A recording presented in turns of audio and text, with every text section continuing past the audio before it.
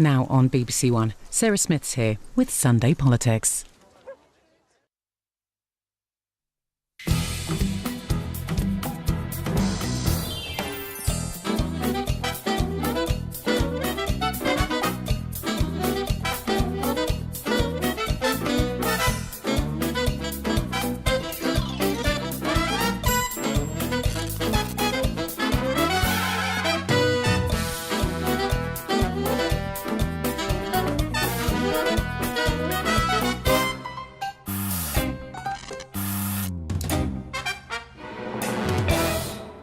Morning everyone, I'm Sarah Smith and this is the Sunday Politics, where I'll be bringing you up to speed on all the political comings and goings in Westminster and beyond. Coming up in today's programme, as the investigation into the nerve agent attack in Salisbury continues, we'll be talking to the former Home Secretary Jack Straw and former Security Minister Pauline Neville-Jones. Is there room for more spending ahead of his spring statement this week? The Chancellor Philip Hammond has hinted there is light at the end of the tunnel for the economy after years of austerity. And we join the Universities Minister, Sam Gyimah, on what's been jokingly called his punishment tour of the country, where he's trying to attract students to the Conservative Party. Most of my friends always slander the Conservative name, saying, oh, it's only for middle-aged men who want benefit for themselves. At first I was like, okay, I'm not going to say anything to my friends because they would just kick off. And one of my flatmates was like, if you're not a Labour voter, don't talk to me. And I was like, okay. In London, the Liberal Democrat leader Vince Cable tells us why he's confident the party can make gains in May's local elections.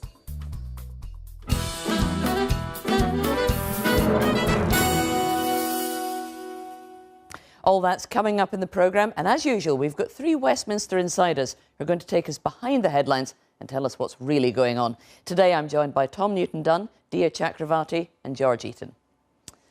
Now, the unfolding events over the past week in the cathedral city of Salisbury could have been taken straight from the pages of a spy thriller. The poisoning of a Russian former double agent who's passed secrets to Britain and then moved to Salisbury after a 2010 spy swap involved the use of a sinister nerve agent, and it's shocked the country, with the finger of suspicion pointing firmly at Moscow.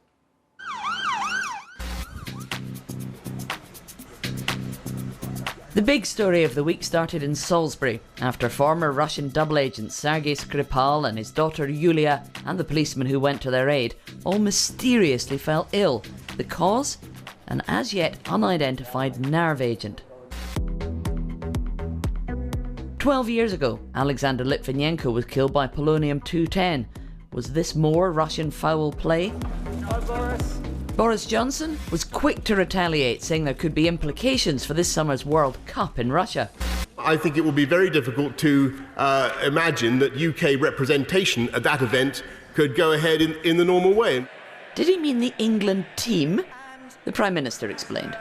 The point the Foreign Secretary was making yesterday was that depending on what comes out in relation to the investigation into the attack on the two individuals that took place in Salisbury, that it might be appropriate for the government to look at whether ministers and other dignitaries should attend the World Cup in Russia. Boris Johnson. Russian state TV mocked the Foreign Secretary for his comments, but the government's firm language persisted. The use of a nerve agent on UK soil is a brazen and reckless act. This was attempted murder in the most cruel and public way. We still can't get through a week without mentioning the B word, as the Chancellor delivered the latest big Brexit speech. He's determined to get a good deal for the city. So I'm clear not only that it is possible to include financial services within a trade deal, but that it is very much in our mutual interest to do so. Perhaps unsurprisingly, the EU disagree. Also, when it comes to financial services, life will be different after Brexit. The EU had other things to worry about, though, as Donald Trump put forward his highly controversial plan to make American steel and aluminium great again. Surrounded by metal workers, the President signed proclamations to impose a 25% tariff on steel and a 10% tariff on aluminium imports into the US. The European Union has not treated us well, and it's been a very, very unfair trade situation. Claims of parliamentary bullying and sexual harassment hit the headlines, with some of the allegations going all the way to the top. Back in 2010, a woman called Kate Ems took up the position of John Bercow's private secretary. But she stood down from that post after less than a year. Her colleagues have told Newsnight that this is because Mr. Bercow's bullying left her unable to continue in that job. Theresa May enthusiastically welcomed Saudi royalty to Downing Street this week. Mohammed bin Salman was even treated to lunch at the palace. Billboards sprung up extolling the Crown Prince's virtues. Supporters of the man they call Mr. Everything say he is a great reformer. But protests surrounding UK arms sales were also highly visible. And with Saudi's intervention in Yemen ongoing, the visit angered Jeremy Corbyn. British arms sales have sharply increased and British military advisers are directing the war. It cannot be right that her government, Mr. Speaker, it cannot be right that her government is colluding in what the United Nations says is evidence of war crimes. Clearly riled, Theresa May got her own back, calling Jeremy Corbyn out on the eve of International Women's Day. Can I thank the right honourable gentleman for telling me that it is International Women's Day tomorrow? I think that's what's called mansplaining. We've got our three guests, Tom, Dia and George, here with me to discuss all of those stories. No mansplaining here, I promise, just some insight and analysis into what's really going on behind the headlines. The big story, obviously, of the week is the poisoning of Sergei Skripal and whether or not Russia were involved. A lot of people have been very quick to assume that President Putin sanctioned that this is a Russian state operation. Can we be sure about that, Tom? I think we can be reasonably sure, yes. I mean, clearly there is no physical proof to produce at the moment. I think by the certainly mid and certainly towards the end of last week, the government were in no doubt that this was ordered by the Russian state, and in particular Vladimir Putin, who under the Russian state rules has to sign off all foreign assassinations personally since rule change in 2006. The reason I think they are almost certain about this is A, quite frankly, no one else has got the motive to do this. Who would want to rub out or do a wet job, as is known in spy terminology, on an old GRU colonel living quietly in Salisbury apart from Russia? B, not many people in the world have the modes of delivery to do this, to pass a nerve agent, chemical weapons, and deliver it onto Britain's streets, however it happened. But thirdly, and I think this is going to be the killer, is the scientific proof that it was extremely rare nerve agent that was used. It wasn't sarin or one of the more widely available things you see kicking around in places like Syria. It was a very, very rare particular type, which has only been known to be produced in one or two laboratories in the world. One of them is the SVR's laboratory in Moscow, the Russian foreign spy service. And what's absolutely fascinating is not just was Vladimir Putin responsible, it's why he wanted us to know that he was responsible, because he left such a massive calling card. And it's that which has been really bothering the intelligence chiefs and cabinet ministers over the last week.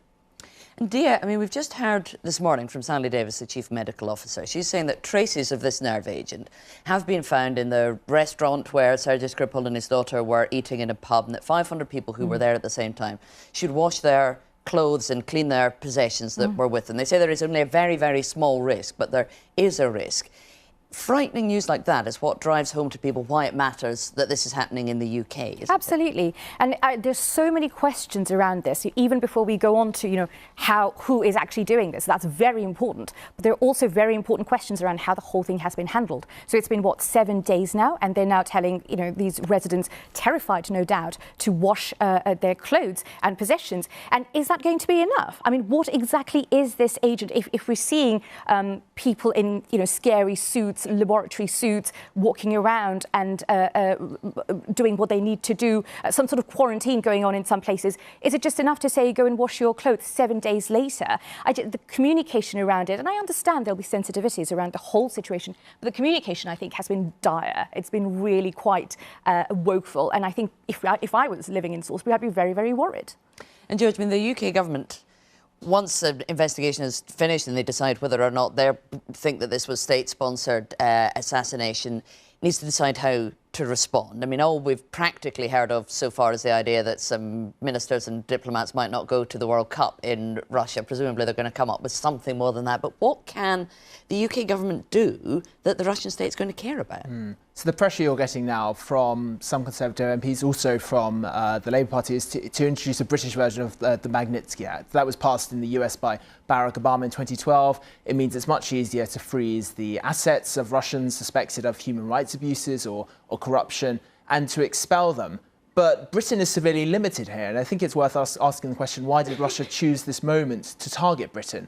We are set to leave the European Union. That's imposing huge burdens on government. It is stretching the government's bandwidth to its limit. And Donald Trump and the US, who we supposedly have a special relationship with, he's imposing tariffs on steel and hasn't made any particularly robust intervention over this, despite the fact he normally rushes to tweet when there's a terrorist attack on British soil after making quite unhelpful remarks. He hasn't really been standing shoulder to shoulder with Britain in this instance. There's even been a suggestion that this could come up at the next NATO summit in Brussels, because an attack on one member of NATO is an attack on all, and that we could be looking for some kind of coordinated response from international allies. Is that likely? It's difficult to see at the moment. I mean, Russia's strength here is significant, and Vladimir Putin, it's such a brazen act. Clearly, he doesn't feel that Britain has the capacity to respond. Last December, when we were short of gas, the one country we turned to for emergency supplies was Russia. OK, well, we'll be back with you to talk about all the other stories during the course of the programme. But the poisoning of Sergei Skripal and his daughter carries echoes of the murder of Alexander Litvinenko. He was an ex-KGB officer who died after drinking tea that was laced with radioactive polonium-210 in a London hotel in 2006. This morning, his widow, Marina Litvinenko, suggested Theresa May adopt those American-style laws that are tougher on Russia. You need to be very selected who you are friend with. And when you allow people with money come to your country and make a business, you need to be sure what kind of money these people try to bring to your country. Because very often this money were stolen from Russian people. And sometimes it's a very serious crime behind of this money. And I'm absolutely solidarity with this all question and asking to united with all this action what was already done in United States, in Europe.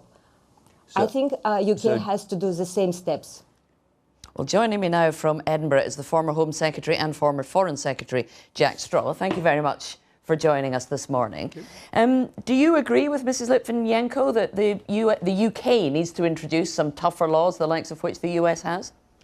I don't think we should do this now. I think we have to take this in a very careful, step-by-step way. And so I think that the approach of Amber Rudd and her Security Minister, Ben Wallace, is the right one.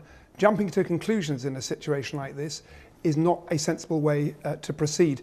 The other thing we have to think about very carefully when it comes to those who are saying something must be done, and if you're in government, you get this demand all the time, in situations like this, something's got to be done, is what happens when you need to get back to normality. And I often reflect on the sanctions we imposed in respect of Zimbabwe.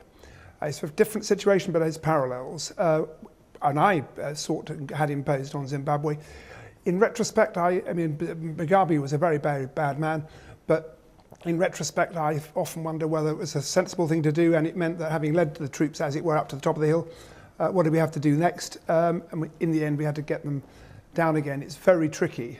So people need to think very carefully indeed. This is all on the assumption that the Russian state was behind this, which has not yet been either approved or announced.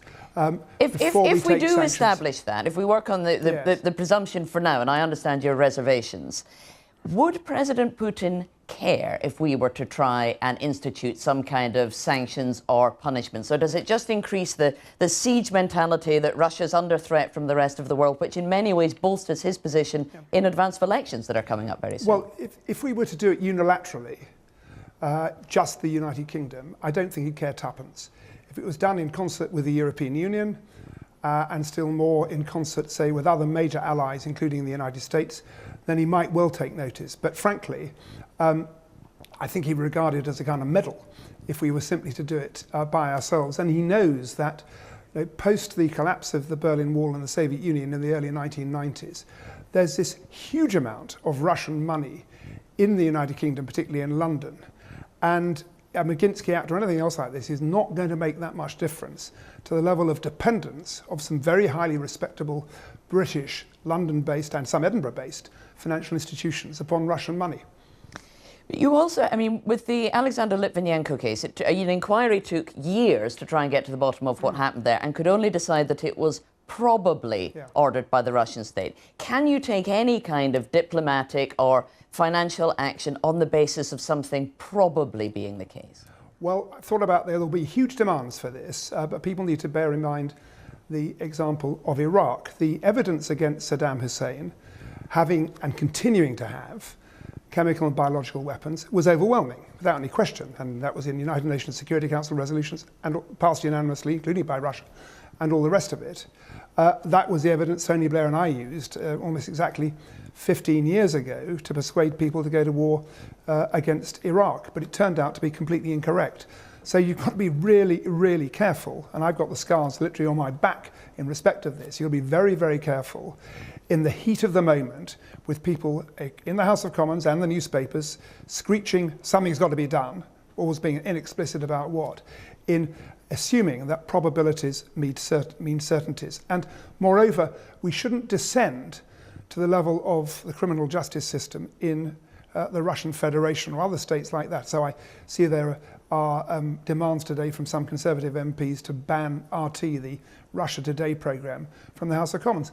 Well, yes, you've appeared on Russia Today quite often. John McDonnell, the Shadow Chancellor, has just been saying this morning that he doesn't think that Labour MPs should from now on. Will you be refusing to appear on there in future? I haven't appeared for him for some time, but I'd think about whether I was going to go on in my own terms, not necessarily follow the horde. You've got to be careful about why would we be doing that in the absence of very clear evidence. And it seems to me it is far better for Britain's position in the world to continue to have high standards of probity than not. And it's just worth bearing in mind, as I said, that how well-intentioned people who didn't lie at all, including myself, and the House of Commons by a huge majority and public opinion at the time, came to the wrong decision in respect to whether or not Saddam Hussein still had chemical and biological weapons. He unquestionably had before that, on the basis of probabilities. That's the difficulty here.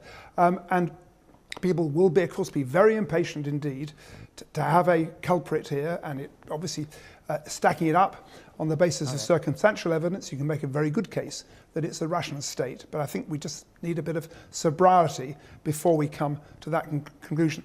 Please God, and thank God, that Amber Rudd is the Home Secretary at the moment, not somebody else one could think of in the British Cabinet, and she's taking a pretty sober approach to this. All right, well, Jack Straw, thanks very much for talking to us this morning.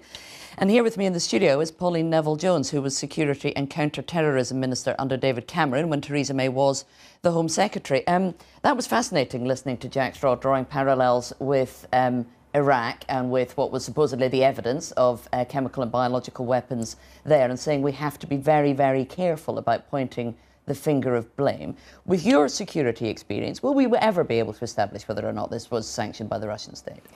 I doubt that the Russian state is going to admit that it was involved. And of course, in order to get absolute proof, what we needed, obviously, with Litvinenko was that there was going to be a trial. There hasn't been a trial. And why isn't there a trial? Because, of course, the Russians wouldn't cooperate. So I think we have to operate on the basis of probabilities. And I think it's right for the government to be cautious about saying anything now, because it mustn't be seen to lead the investigation and therefore damage it. But once we've established a degree of probability about the cause, then I think there is the time for action. I have to say that I think the chances of it not being connected with Russia are very low. Well, the means would point to that in terms of the nerve agent used, but what's the motive? I mean, this is a retired agent who's been living here for years, came as part of a spy swap. The unwritten rules of espionage are that you don't touch spies who've come under swaps. What danger did he pose to the Russian regime? Why would Putin risk the diplomatic blowback that there will be from this by doing this now? Well, I think we don't know. We simply don't know the full story. And I think there's plenty of evidence that the Russian regime is pretty vicious. And even if he was part of a swap, I don't think we can exclude the fact that the Russian state would decide to take action against him. So we're looking at pictures of him and his daughter there. It's difficult to see what threat they pose to the Russian state, though, and is it not worth considering the possibility that they may have been involved in something else which isn't technically state-sanctioned? It's possible. It is possible. It is possible, of course, that the mafia were involved. I think the question is who lay behind the mafia and where did that nerve agent come from, and how available is it, other than from state laboratories. So I think it's very hard to imagine that the thread isn't going to go back to Russia somewhere.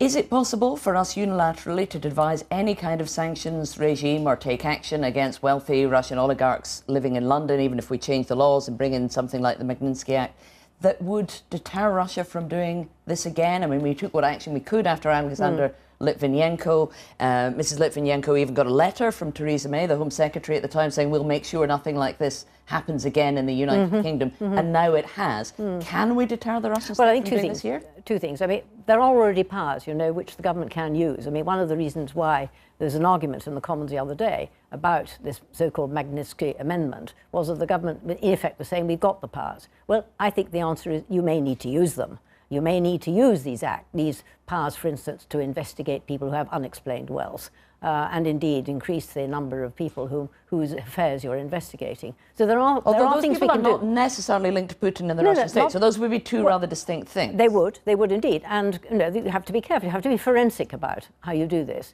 and it requires effort. It requires resources. I don't think anybody can argue, that this isn't actually going to be quite a complicated job.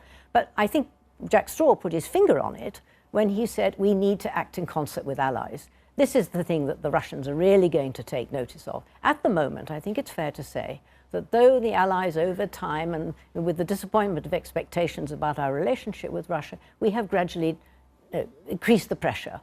There's sanctions, NATO has increased its measures on its borders, but we still have a great deal of harassment from the Russians. They are taking action in people's politics. They are conducting hybrid warfare and cyber attacks. And I think we now have to bring the thing together. We have to act as an alliance so that the Russians really do believe, and they see positive evidence of it, that an action against one is an action against all, and collective action follows. And we need to have a strategy, and I really do mean a strategy, which brings together what we do militarily, what we do to protect our societies in the civilian sphere, what attitude we take to broadcasting, and so on, so that we have an all-compassing way of approaching Russia, and we have a part that says we will also dialogue with you on terms. All right, Dame Pauline Janville-Jones, thank you very much for coming in to talk to us. Now, the new Universities Minister, Sam Gyimah, has set himself a rather ambitious task. He's travelling up and down the country trying to attract students to the Conservative Party. With just 1 in 5 voters younger than 24 voting Tory in the 2017 election, it's jokingly been called his punishment tour. And our reporter, Elizabeth Glinka, joined Sam on his visit to Canterbury Christ Church University. And just a quick warning, her report does contain some flashing images.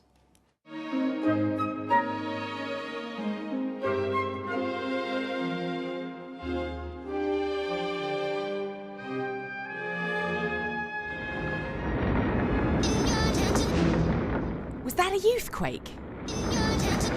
Reports of a massive increase in young voters at the last general election may have been exaggerated. Nationally, the turnout didn't really change, but of the young people that did vote, a whopping 67% went for Labour. And in a place like Canterbury, where there are more than 30,000 students, it's thought that their votes played a big part in the city electing its first ever Labour MP. Canterbury, the same. This has been Conservative since World War I. An extraordinary surge in their share, up 20% here. In general, everyone just always seems to think that the Conservatives are always doing something wrong.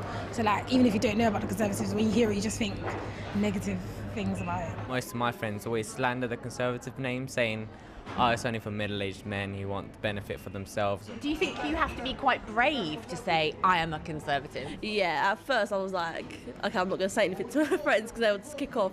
And one of my flatmates was like, if you're not a Labour voter, don't talk to me. Labour had a lot of backing, they had people like AJ Tracey jumping on, so once they see that, everyone kind of runs to it and be like, yeah, let's vote Labour.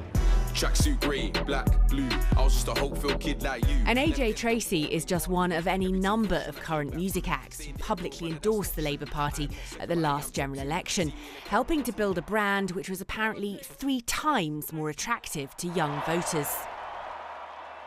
To be fair, it's not as if there was some sort of golden era of Conservative hipsters, but the figures suggest things are getting worse. And that's why the new Universities Minister Sam Gyimah is currently on a nationwide tour, including here in Canterbury, where he's attempting to at least start a conversation with a generation of voters who see his party as old, male and stale.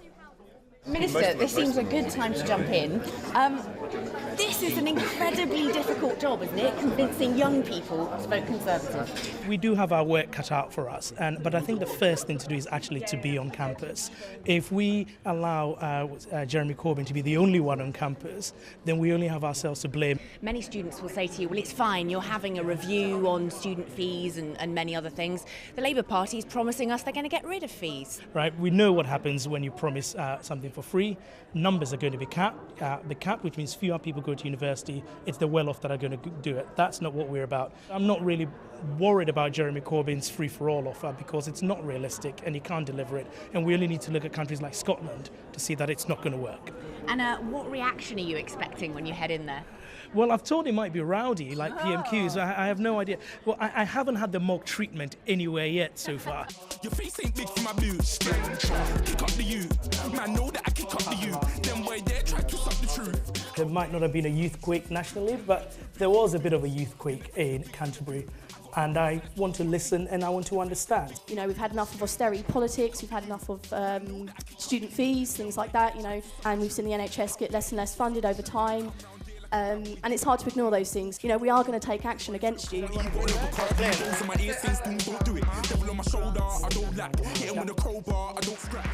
Well, lots of discussion, some of it a bit feisty, but did the Minister win any hearts and minds? I think it's really good that he's talking to students and he's just here talking to everyone.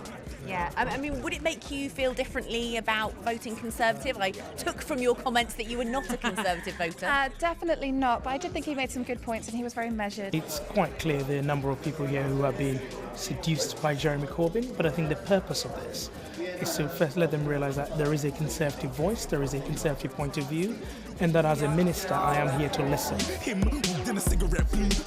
Clearly a smart man. I'm not sure that's better or worse to have a smart Tory or a stupid Tory, but he knew what he's talking about, even though I disagree with him. Would it make you think twice about voting Conservative? No, I will never vote Conservative in my life. So as the sun sets in Canterbury, there's still a long way to go. And the Universities Minister, Sam Gyimah, is here in the studio now. So a smart Tory, that's a compliment, at least, from one of the students there. Do you think you persuaded many of them to vote Tory or join the Conservative Party? Well, the point of the exercise wasn't to persuade people to vote Conservative. There were 2 points to it. One is, as Universities Minister, I'm very conscious that today students are investing more considerable amounts of money in their education, and they should have a voice in the corridors of power. So gone are the days when the Universities Minister spent time with the Vice-Chancellors, but not with the students. But there is a political dimension. The last election, Jeremy Corbyn was the only game on campus, and if we allow that to continue, we would only have ourselves to blame if they continue voting for him.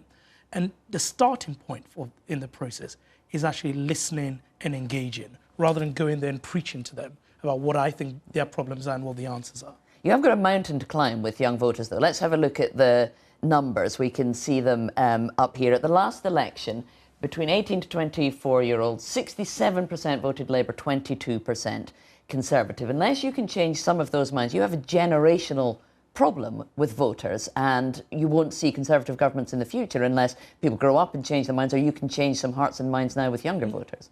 Yeah, which is why what I'm doing is pressing, which is why the party is also beginning to engage with students at this level. There are a number of things that have come up as I've travelled around the country that we can address. For example, austerity keeps coming up, and we stopped making the case for why we had to reduce the deficit from the extreme levels that we inherited from the Labour Party, as a result of which one young man said to me, all I've ever heard the Conservatives talk about is austerity. It must be your ideology. Now, that is clearly not the case. Austerity is a matter of necessity rather than an ideology for the Conservatives. The other issue is... So important then, so interesting. I mean, on that, we've got the spring statement coming up next week. Philip Hammond, the Chancellor, has been on television this morning already saying that tax receipts are better. We're in a much better financial position than we were before. But it doesn't sound like he was going to turn on the spending taps and end austerity. Would you encourage him to do so from what you've heard? Well, the spring statement is an update on the public finances. But I think what... Yes, but he's going to point further ahead to what he might do in the autumn in the budget. He'll give us the direction of travel, and he doesn't seem to be talking about the kind of increased public spending you think would attract young people to the Tories. But I think what he's saying is, I mean, what we're not going to be doing is saying we're going to return to their discredited economic policies of 40 years ago, which is where Corbyn is. But I think what he should be saying to young people, certainly from what I'm hearing, is that the balanced approach that he is pursuing in a world where we've got technological challenge in a global market economy, we the Conservatives are uniquely placed to deliver prosperity for them. There's another issue that comes up on campus, which is our motives. That many feel that the Conservatives, when we talk about economic prosperity, we're talking about it for the few. And often I have to explain that actually the top rate of tax has been higher under the Conservatives than for most years under the last Labour government, and that 1%, the top 1% pay 28% of income tax. And people say, we didn't know that. But I think we really need to show that when we talk about economic prosperity, it's their futures that we're thinking about. Yes, so let's look at how they experience this and maybe why they think that Tory economic policies are for the few and not for the many. I mean, you address the issue of tuition fees in the film there, but let's look at maintenance grants being cut by this government so that poorer students who go to university will leave with larger debt than those from better off backgrounds. When that's their experience right now on campus, no wonder they think that you're looking after the better off, not the more disadvantaged. Well, in Canterbury, it had one of the highest proportions of students who were at the university for the first time in their families. Many of those would not be at university at all had we pursued the Jeremy Corbyn policy. The reason why they're at university... Why would they not be under Corbyn? He's promising £11 billion a year for maintenance grants and abolishing tuition fees. That would make it easier for these students to get to university. No, because what we know is once you make university free, you can't have the current policy we have, which is that the numbers that can go to university are uncapped. At the time when the numbers were capped, if we look at our own history, very few people went to university, and it meant that very few poor people went to university. The consequence of the Conservative policy now is a lot of disadvantaged people are going to university for the first time.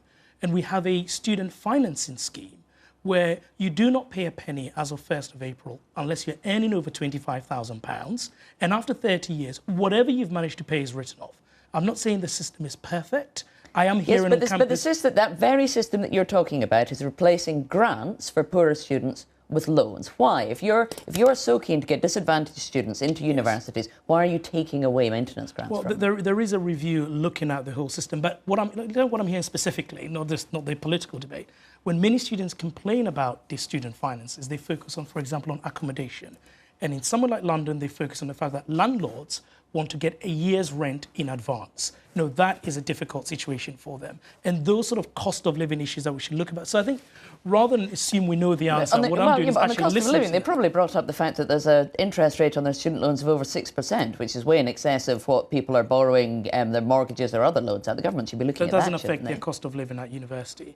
It will affect them once they start earning, though. They must be worried about it. Whatever your level of earnings, you pay 9% of your income, which means higher earning graduates pay more to the system. But I also think it's to narrow the debate just to focus on the student fees. What I'm finding interesting is students have a lot of interest. Not all students think student fees is their big issue in politics. Some students want to see that their politicians care about making the world a better place. What kind of wealth they're going into, that the careers they're going to, they'll be able to get on the housing ladder. Housing is a big issue for them, that the economy will prosper. So I think that's why you've got to listen and not assume that all students have the same view and there's one answer that deals with all the problems of every 18 to 21-year-old. Mental health is something that keeps cropping up. I'm sure the university lecturer strike came up as well. Now that students are paying over £9,000 a year in fees, they're consumers, they're customers at universities as well as students. Should they be getting a refund for the lessons they have not been taught by striking lecturers? Well, I have said right from the get-go that universities, given that universities do not pay lecturers on the day that they strike, they should not be pocketing those funds, but they should be looking at compensation for students. And there are real ways of compensating students here. Can you compel them to do that? I am not in a position to compel them to do that. There is the Office for Students, which is the regulator for university. It has a wide-ranging remit. I'm encouraged that some universities are taking this seriously. King's College London is going to be offering financial compensation. And you think Manchester Met is doing this. I think they all should be looking at this very seriously. I am disappointed. I'm seeing lots of petitions out there. I think Durham University, there's a petition of 5,000 from 5,000 students asking for compensation. I want these universities to respond constructively because we are in the age of the student and they are there to serve the interests of the students. One quick question. We've been talking about Russia on the programme so far this morning. There's a story in the papers this morning saying that over £800 million has been donated to the Tory party from Russian-linked donors since Theresa May took over, even though she said she wanted an arm's-length relationship. Is that something that should be discouraged in future? Is it money that should be returned now? Well, to make a donation to a political party in this country, obviously you've either got to be a citizen or if it's a company, it's got to be located here. We have very strict rules around political donations, as well as much broader vetting that takes place. So long as those two conditions are being satisfied, given that modern Britain is made up of people from all sorts of places, I think it will be strange to say that some particular groups of people cannot participate in our democratic life to the full. And we've got to be clear here, these are British citizens from Russia. It is not the Kremlin donating to the Conservative Party. No, of course it's not the Kremlin donating to the Conservative Party, but there may be a question about where those funds came from in the first place. Of course you're right on the letter of the law, but when you end up on the front page of a Sunday newspaper with people saying this much money has been donated to the Conservative Party, maybe it would be better to think again about where you received some of the large donations from. Which is why I say that the vetting, which is so not just the letter of the law, I also mentioned vetting more broadly, should be thorough when these funds are donated. Excellent. Well, Sam Gyimah, thank you very much for coming in to talk to us. Now it's coming up to 11:40 and you're watching the Sunday Politics. Still to come, we'll be discussing the economy. Is it time to end austerity? First though, it's time for the Sunday Politics where you are.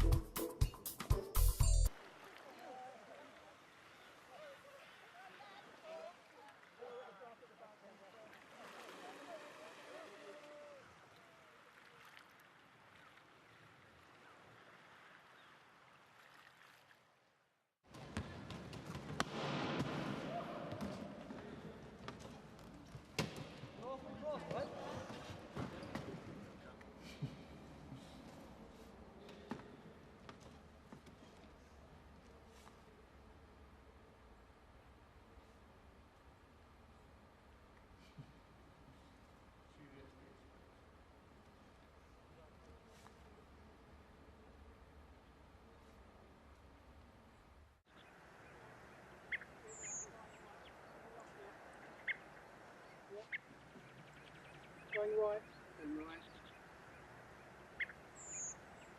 Still going. Still going. Still going. Oh, it's going. Going left again. Yes, we're going left. Yeah. Followed by a battler region. Oh, where's it going? I think.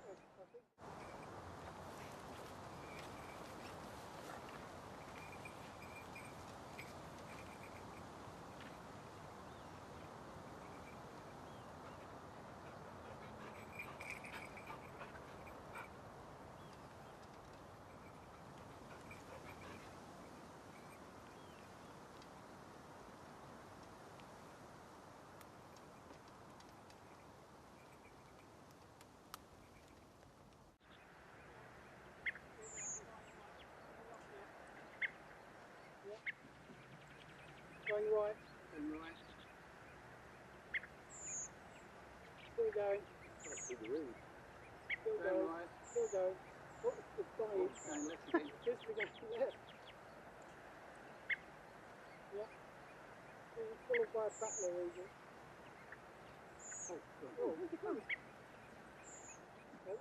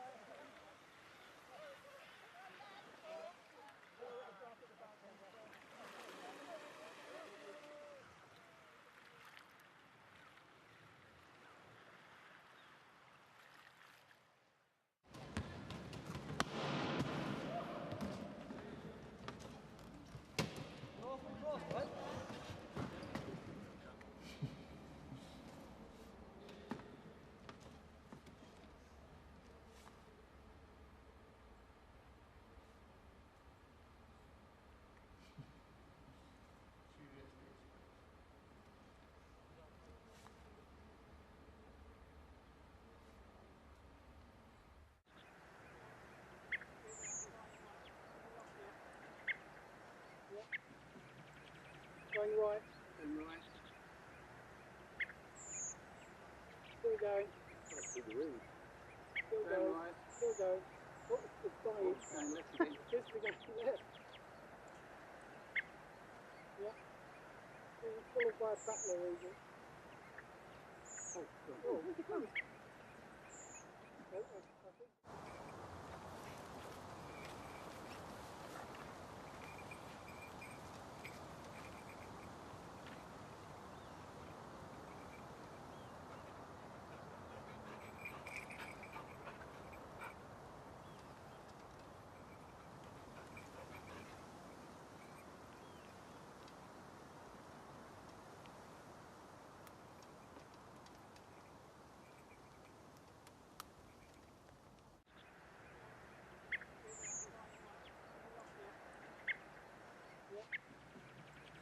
Going right. And right. Still going. Still going. Still going. Right. Still going. Oh, it's dying. Left again. Just again. Left. Yeah. Being followed by a battler agent. Oh, where's it going? I think.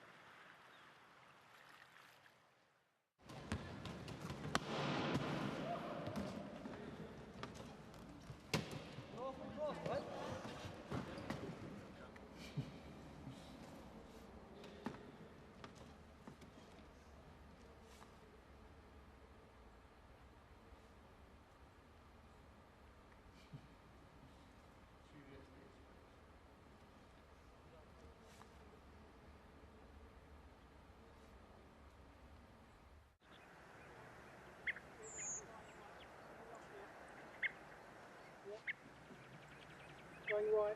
And right. Still going.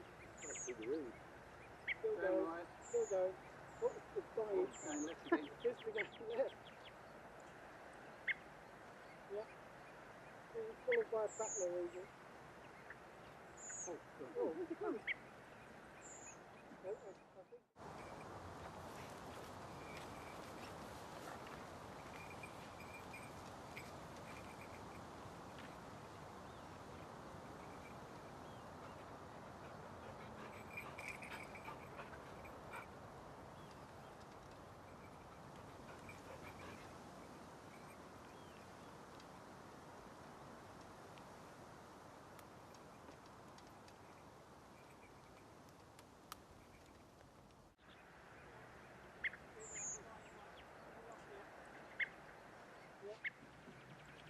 Going right. And right. Still going. Still going. Still going. Right. Still going. Oh, it's dying. Left again. Just again. Left. Yeah. Being followed by a battler agent. Oh, where's it going? I think.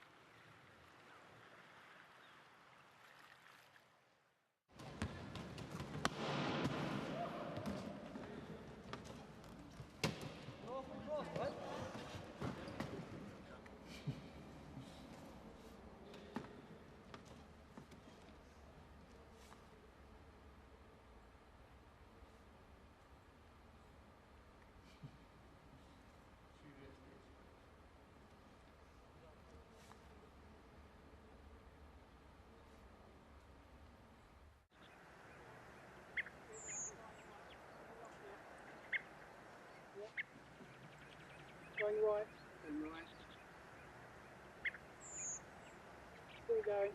Still going. Still going. Oh, it's dying. Just to go left. Yeah. Being followed by a battler agent. Oh, where's it going? I think.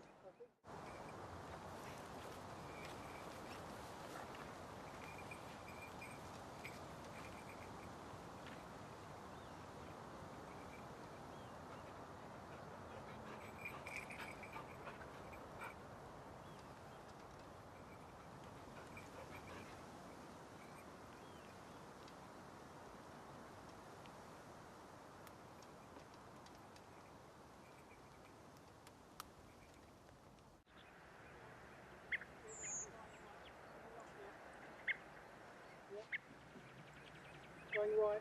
And right. Still going. Still going. Still going. Still going. Oh, it's dying. Just to go left. Yeah. Being followed by a battler agent. Oh, where's it going? I think.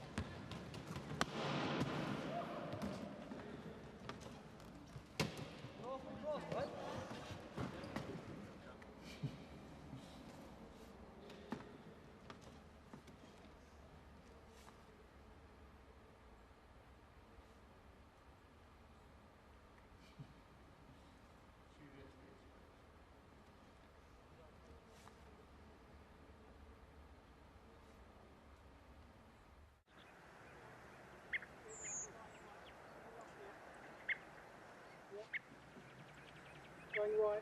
And right. Still going. Still going. Still going. Still going.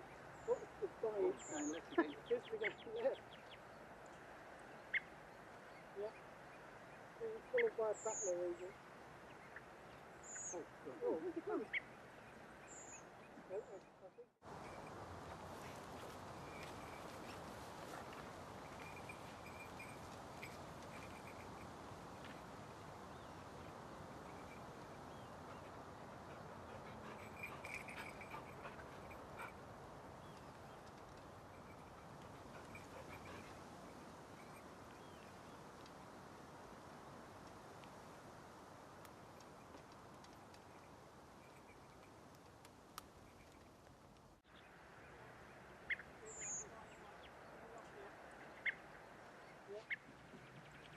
Going right. And right. Still going. Still going. Still going. Still going. Oh, it's dying. Just to go left. Yeah. Being followed by a battler agent. Oh, where's it going? I think.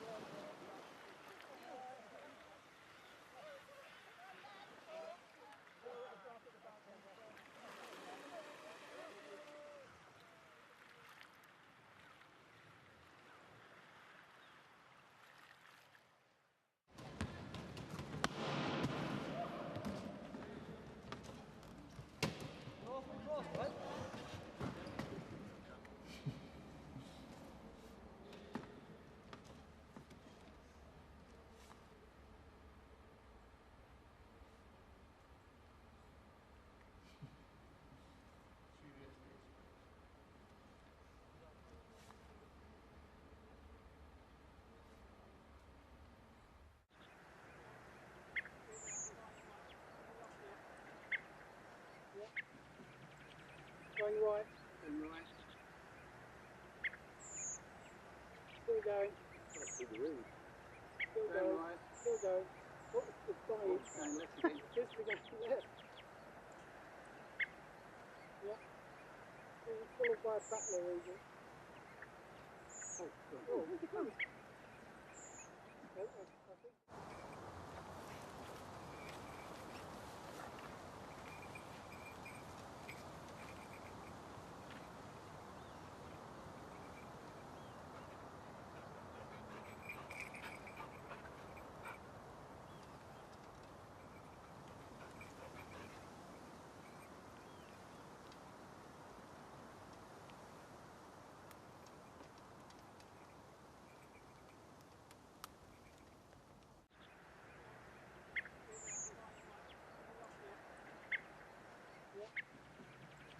Going right.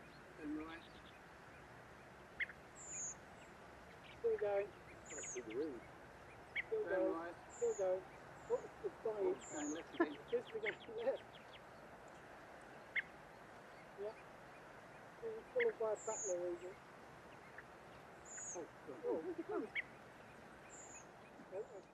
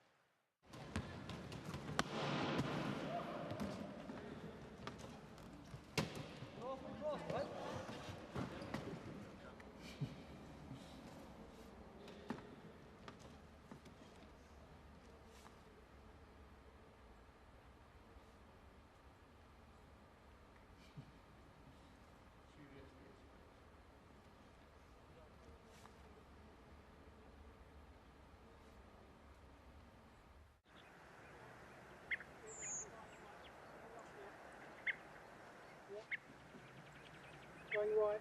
And right. Still going. Still going. Still going. Still going. Oh, it's dying. Just to go left. Yeah. Being followed by a battler agent. Oh, where's it going? I think.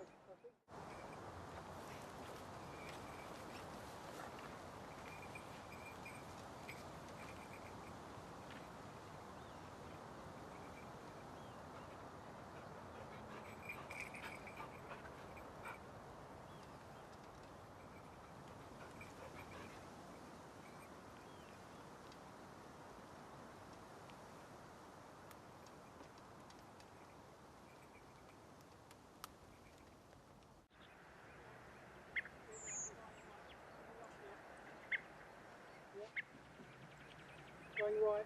And right. Still going. Still going. Still going. Still going. Oh, it's dying. Just to go left. Yeah. Being followed by a battler agent. Oh, where's it going? I think.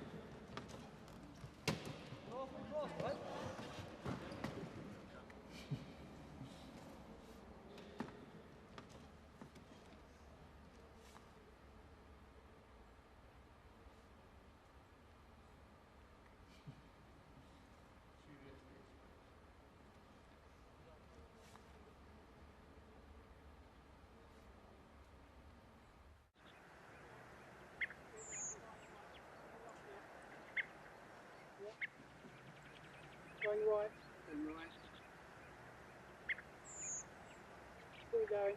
Still going. Still going. Oh, it's dying. Just we go left. Yeah. Followed by a battler agent. Oh, where's it going?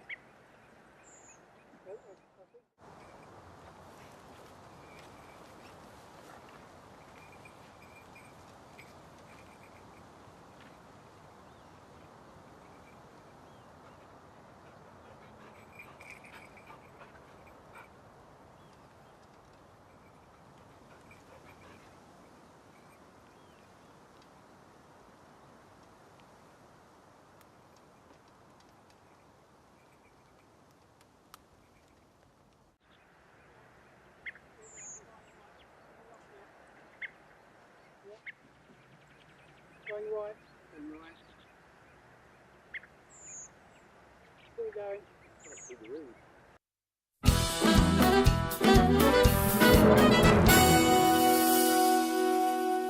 Welcome back. Well, the Chancellor has been out and about this morning, setting out his stall ahead of his spring statement on Tuesday. Here's what he told Andrew Marr. There is light at the end of the tunnel because what we're about to see is debt starting to fall after it's been growing for 17 continuous years. That's a very important moment for us. But we are still in the tunnel at the moment. We have to get debt down. We've got all sorts of other things we want to do. We've taken a balanced approach over the last couple of fiscal events, using flexibility that we had to continue paying down debt, but also to provide additional support to our public services, to invest in Britain's future, and to reduce taxes for families and small businesses who are feeling the pressure. Also appearing on the Andrew Marr programme was the Shadow Chancellor, John McDonnell. He said the government's approach wasn't working. I think what he's done, very cleverly to be honest, very cunningly, he's shifted the deficit onto the shoulders of NHS managers, onto the shoulders of head teachers, and onto the shoulders of local government leaders. And his own local government leaders, Conservative council leaders now, are saying, I quote his own council leader in Surrey, that they're facing a financial crisis because of the government cutback. So this isn't a matter of celebration. I think actually he should be coming into the real world, because as the Resolution Foundation have said in their reports today, 11 million people now, not just the poorest, but those just about managing, are going to be hit next month by the cuts in the support that they get through the benefit system. So this isn't a matter for celebration by any means. John McDonnell, the Shadow Chancellor there. Well, to unpick some of what we can expect in the spring statement and other stories coming next week, the panel are still with me. Georgie, we heard the Chancellor there saying there is light at the end of the tunnel. How much pressure does this put on him from his own side, let alone from the opposition, to start spending some more money? There's a really interesting split developing within the Conservatives. You've got those who say, now we've eliminated the current budget deficit, that's on day-to-day spending, we should take the chance to invest heavily in infrastructure, to give the NHS significantly more money, to spend money on schools, which was a big problem for the Conservatives at the election. And then you've got the fiscal Conservatives, those like Philip Hammond, who say, actually, debt is still 84% of GDP. We've got to start delivering overall surpluses so the government's not borrowing any money to get that down, because we face economic risks on Brexit. We know Philip Hammond doesn't take an optimistic view of that. And because of the pressures, for instance, of an ageing population. So even when things start to seem as if they're improving, you can't reduce the momentum. But yeah, it was really interesting listening to Sam Gyimah earlier on the programme. He was saying that talking to students on campuses up and down the country, they thought austerity was an ideological position of the Conservative Party, not a practical necessity, as the Tories have always described it. So if now we are reaching a point where there is potentially more money to spend, politically, would it be wise? I am uncertain that it would be politically wise, and it is because if the Conservatives fail to establish this narrative, which they've been trying to for quite a long time, but it seems like under Theresa May they've sort of abandoned it, this idea that living within one's means as a country is an end in itself, then I'm not sure what will actually separate them from the Labour ideology. So if they absolutely abandon this point that they have to be careful about how they spend their money, they could pledge, say, 10 billion at any one sector, the Labour Party will pledge 100, and if they cannot actually make that case that it is responsible to be spending money responsibly, because otherwise, if you don't pay off the debt, it'll just be higher taxes on future generations. Actually, if these students themselves or even their children, then they've lost that political argument already, haven't they? The defining political argument of this premiership of Theresa May's leadership is supposed to be for the many and not for the few. Are the fiscal messages that we're hearing from the Chancellor, do they relate to that, do you think, Tom? No, not in the slightest. You heard him on the Andrew Marr programme giving a receptacle slap in the face to Nick Timothy, the Prime Minister's former Chief of Staff, the author of the great Just About Managing speech on the steps of Number 10. And Nick Timothy is going into bat this week to try and beat up the Chancellor on behalf of the Prime Minister's behalf. So those tensions will remain. I think the Chancellor is even more, dare I say, anally retentive on the purse strings at the moment, simply because of the minority government. The Tories don't have majority in the House of Commons. That means any single minority interest, which you can scrape together roughly 10, 12 Tory MPs on, you can force the government into a U-turn. And they're piling up in mounds, from defence spending to there's another strong Tory bid, I imagine, coming down the line on universal credit, putting back the $3 billion into universal credit that was taken away. People like, IDS, Johnny Mercer, Heidi Allen, the sort of the socially conservative but touchy-feely end of the party. To the NHS, to tuition fees. I mean, every single one of these minority interests will want some sort of salvation. Now the Chancellor announces on Tuesday that we might have 10 billion more a year to play with after all because of higher tax takings. They're all going to come begging at his door. Now, usually at this point in the programme, in fact, usually at most points in the programme, we're talking about the B word, Brexit, and it's not come up yet, but we can't ignore it, because although the news headlines have been dominated by the nerve agent poisoning in Salisbury, it has been a fairly big Brexit week, hasn't it, Deirdre? Just remind us what's happened that it has we been. haven't been reading about. So we've heard Chancellor Hammond tell us that financial services will have to form part of the ultimate deal that we get from the EU, and we've also heard the EU's guidelines. They've also been published where they are unsurprisingly taking quite a hard line.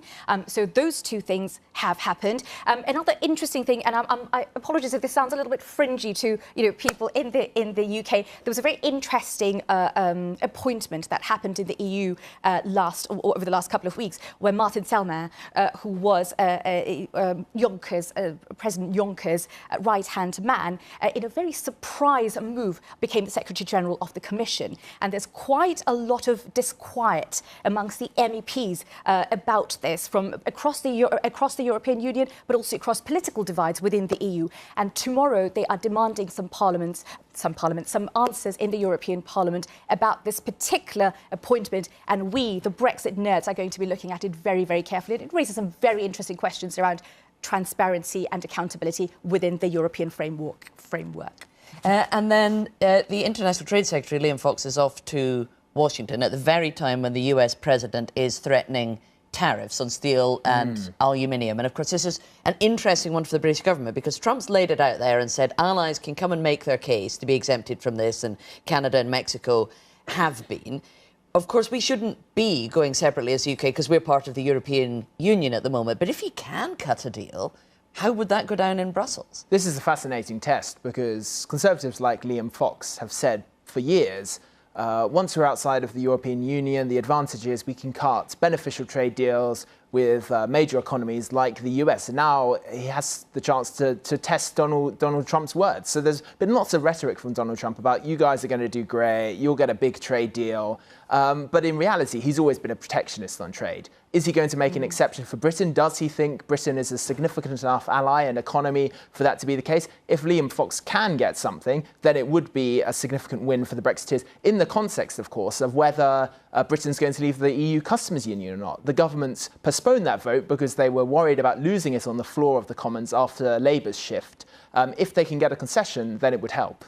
A potential win for Liam Fox there, but it's fraught with danger as well, isn't it? I mean, if he gets a deal, the EU will be furious, and that might affect the Brexit negotiations. If he doesn't, it'll be rather embarrassing. Well, I'm afraid the reality is he can't get a deal until 2021, and that's an awful long time away if you're living in Port Talbot working the steelworks there, because obviously, we remain within the EU's tariffs barriers, the tariffs regime until 2021, because that's what we've asked for. We wanted this transition. It won't end until December, New Year's Eve 2020.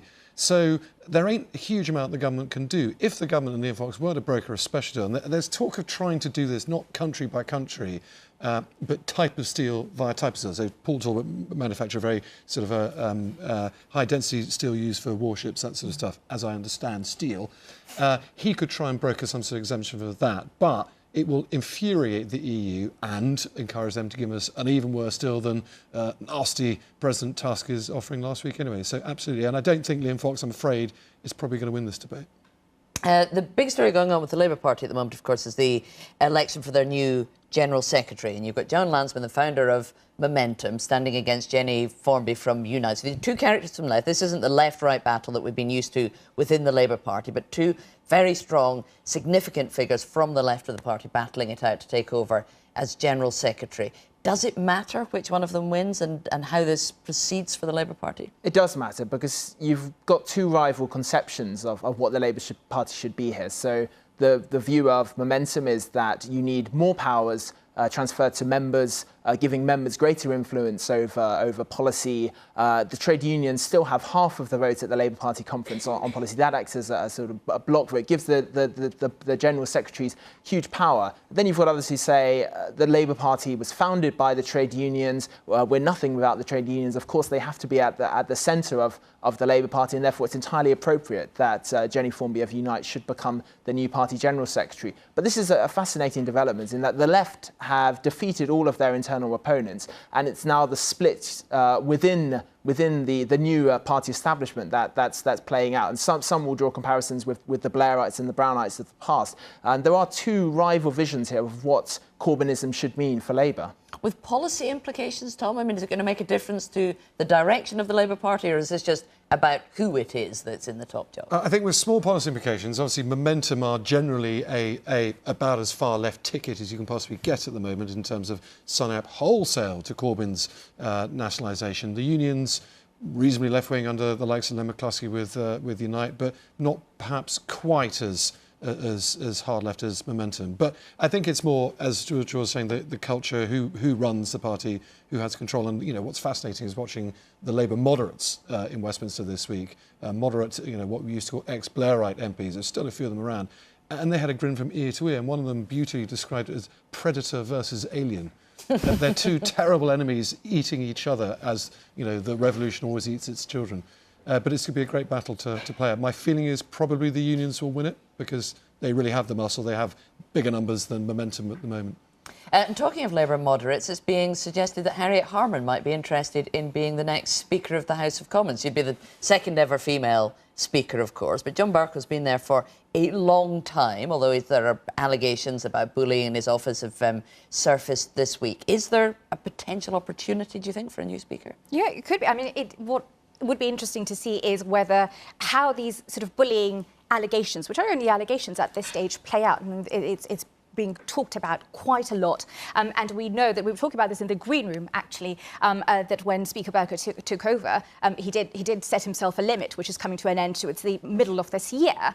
Would that mean that he's now sort of leaving his job, which I think he's immensely enjoyed, but the MPs perhaps not so much on both sides? It would be interesting to see, you know, how that happens, and if it would be Harriet Harman, and how the Tory MPs are going to react to her taking on as well. Because the Tory MPs don't love John Bercow as Speaker. They don't like John Bercow. They also don't like Harriet Harman. There are Tory MPs who often like to mock her as Harriet Harperson. But for Harriet Harman to become the Speaker of the Commons would be a very significant moment, both culturally and politically.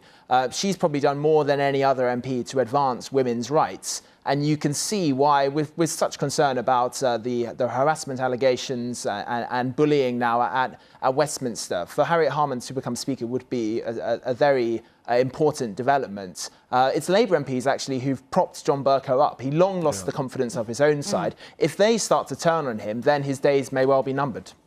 And very briefly, Tom, Harriet Harman is the next Speaker, and you see it? Yeah, I can, simply for that reason, because Labour, quite frankly, control who is Speaker at the moment. John Bercow has about 10 Tory MP old mates, plus the entire Labour vote, he's always going to win. unless the Tories can find someone that Labour like even more than John Bercow, and there aren't that many more popular people in the Labour Party than Harriet Harman. Okay. Tom, Dia, George, thank you all very much for coming in. That's it for today. Join me again next Sunday at 11 o'clock here on BBC One. Until then, bye-bye.